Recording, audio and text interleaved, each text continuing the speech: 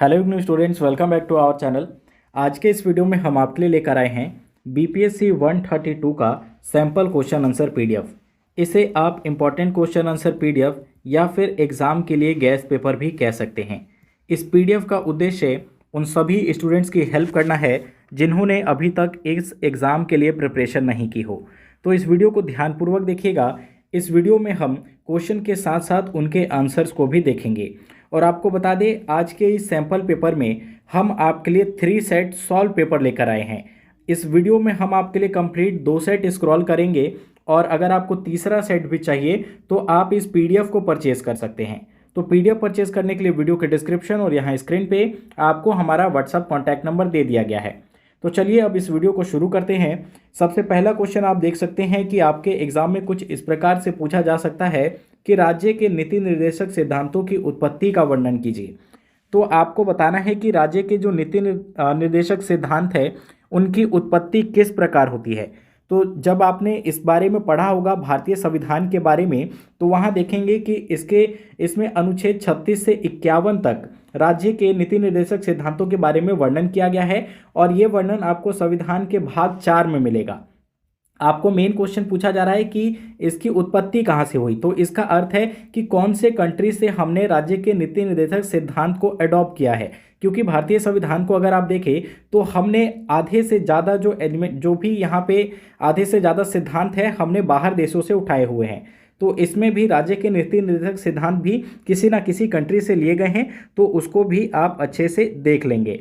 अब हम बात करते हैं अगले क्वेश्चन की। तो अगला क्वेश्चन कुछ इस प्रकार से पूछा जा सकता है आपसे कि धर्मनिरपेक्षता तथा धर्मनिरपेक्षीकरण में क्या अंतर है। तो दोनों का आपको अंतर बताना है कि निरपेक्षीकरण क्या होता है और धर्मनिरपेक्षता क्या होता है। अगला क्वेश्चन कुछ इस प्रकार से आपसे पूछा जा सकता है कि गांधीवादी अवधारणा क्या है, इसके मूल सिद्धांत कौन से है।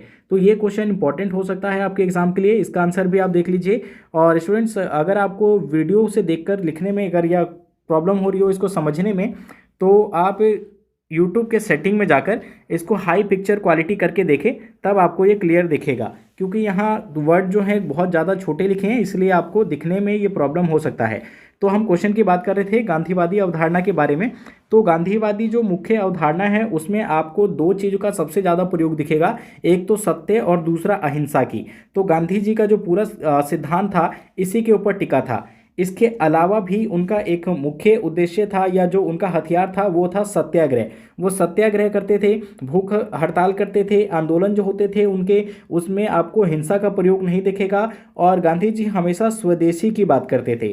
तो इन पॉइंट्स को आप अच्छे से एक्सप्लेन कर सकते हैं। और एक और मुख्य हेडिंग आप डाल सकते हैं इसमें, गांधी जी राम राज्य या फिर एक आदर्श राज्य की स्थापना की बात करते थे।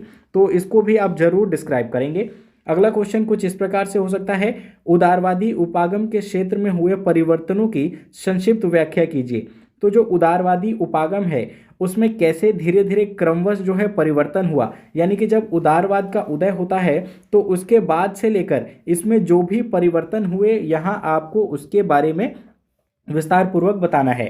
क्वेश्चन नंबर 6 हो सकता है आपका, जेंडर आधारित आंदोलनों का क्या प्रभाव पड़ा है। तो जेंडर आधारित आंदोलनों की बात करें तो यहाँ पे हमें मुख्य तौर पे महिला आंदोलन देखने को मिलेंगे कि महिलाओं ने ऐसे कौन से आंदोलन किए या फिर कौन से आंदोलनों का नेतृत्व किया, इसको आप बताएंगे। फ्रेंड्स, आपको बता दें इस सब्जेक्ट कोड का इंग्लिश मीडियम में भी sample question answer PDF upload किया गया है। तो अगर आप इंग्लिश मीडियम के स्टूडेंट हैं तो उसका लिंक आपको इस वीडियो के डिस्क्रिप्शन में मिल जाएगा।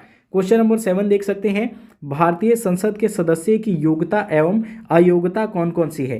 तो भारतीय संसद के लिए कौन कौन सी योग्यताएं चाहिए, इसको आप पॉइंट में अच्छे से लिख सकते हैं। क्वेश्चन नंबर 8 हो सकता है आपका, भारत में सांप्रदायिकता की उत्पत्ति का विवरण दीजिए।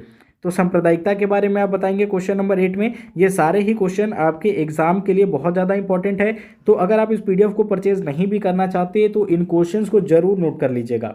क्वेश्चन 9 हो सकता है आपका, भारत में स्वतंत्र न्यायपालिका की स्थापना के क्या कारण थे। एक और क्वेश्चन इसमें रह जाता है। क्वेश्चन नंबर 10 आपका, कि निम्नलिखित में से किन्हीं 2 पर टिप्पणी लिखिए। शॉर्ट नोट्स आपको लिखना है। पहला हो सकता है क्लासिक एवं नव मार्क्सवादी अवधारणा में अंतर, और इसमें एक और हो सकता है दूसरा, आपातकालीन प्रावधान, कैबिनेट के कार्य, तो ये आपके कुछ शॉर्ट नोट्स में क्वेश्चन आ सकते हैं। एक और हो सकता है इसमें मजदूर आंदोलन, तो इसको आप अच्छे से इन सभी को देख लीजिए। अब चलिए इसके सेट 2 को भी हम स्क्रॉल कर देते हैं। इस वीडियो में इतना ही। Thanks for watching.